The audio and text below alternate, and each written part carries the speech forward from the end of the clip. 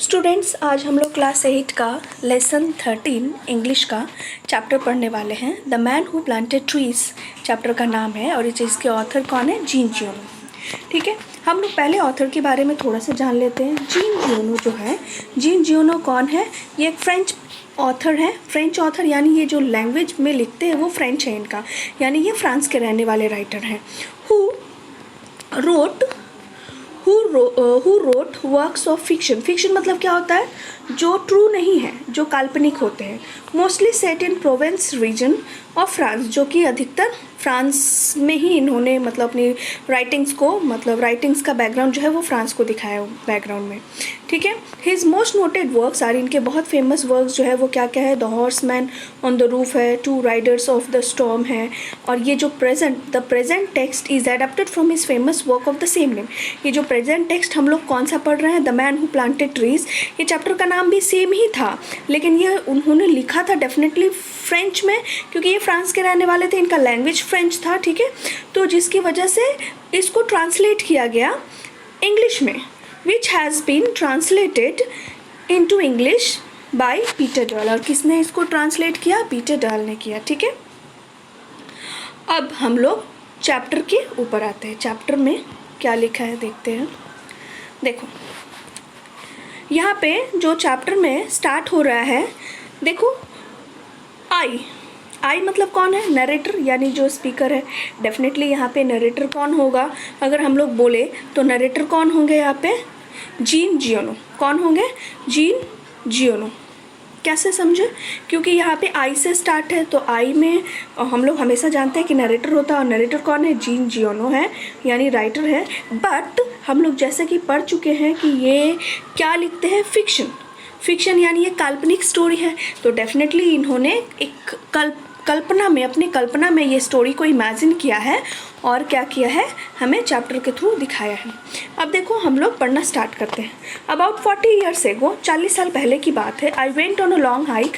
ये एक लंबी जर्नी पे गए थे, वो भी पैदल, थ्रू हिली एरिया से। ठीक है, एब्सोल्युटली अननोन टू टूरिस्ट, और ऐसे एरिया पे जहाँ पे कोई टूरिस्ट नहीं जाता था, अननोन था वो जगह। In that very old region, उस बहुत से पुराने से रीजन में, मतलब जगह पे, where Alps penetrate into Provence, उस जगह पे आल्प्स जो ट्री है, आल्प्स के ट्री का नाम पूरा भरे हुए थे। It consisted of barren and monotonous land. वो क्या था? बंजर जगह था जहाँ पे कृषि वगैरह कुछ नहीं हो सकता था। ठीक है, nothing grew there except wild lavender. वहाँ पे और कुछ नहीं ग्रो करते थे, सिर्फ क्या?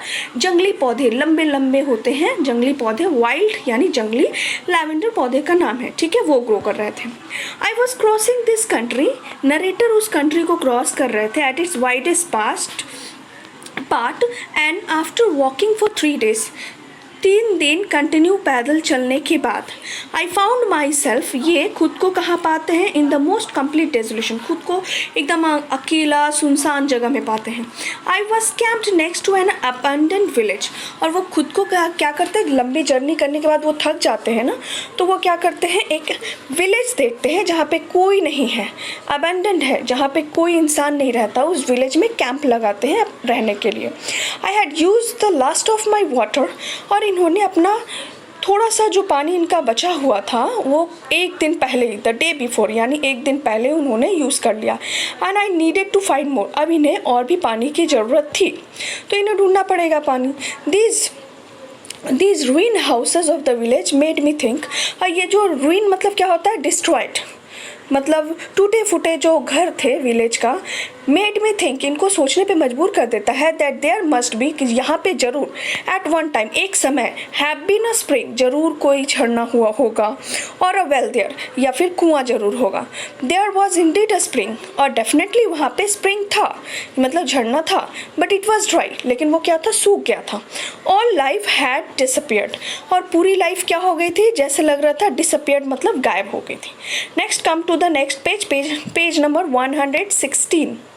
ठीक है, देखो, it was beautiful June day with plenty of sun. June का मंथ था और सूर्य का रे भी था अच्छा खासा। ठीक है, बट ऑन दिस शेल्टरलेस लैंड, ऐसे शेल्टरलेस लैंड मतलब जहाँ पे कोई शेल्टर नहीं है, शेड नहीं है। High up in the sky, पूरा खुला आसमान था। द विंड विशल कंटिन्यूअली, तेज हवा कंटिन्यू चल रहा था। It sound was like that of wild beast disturb during its meal, और वो तेज हवा ऐसा लग रहा था कि जैसे एक जंगली जानवर को अगर उसके भोजन करते समय डिस्टर्ब किया जाए, जिस तरीके से वो चिल्लाता है ना, गुर्राता है, वैसे ये विंड की आवाज़ लग रही थी। ठीक है। I had to move my camp, इनको नरेटर को क्या करना पड़ा, अपना कैंप मूव करना पड़ा, मतलब हटाकर वहाँ से चलना पड़ा। आफ्टर 5 hours ऑफ वॉकिंग, फिर 5 घंटे कंटिन्यू चलने के बाद, I still had not found water, इनको अभी भी पानी नहीं मिला। And nothing gave me hope of finding any, और इनको कोई उम्मीद भी नहीं मिल रही थी कि इनको वाटर मिलेगी भी या नहीं। क्लियर, यहाँ तक सभी को समझ में आ गया। आप लोग को करना क्या है, वर्ड नेस्ट को पहले याद करना है।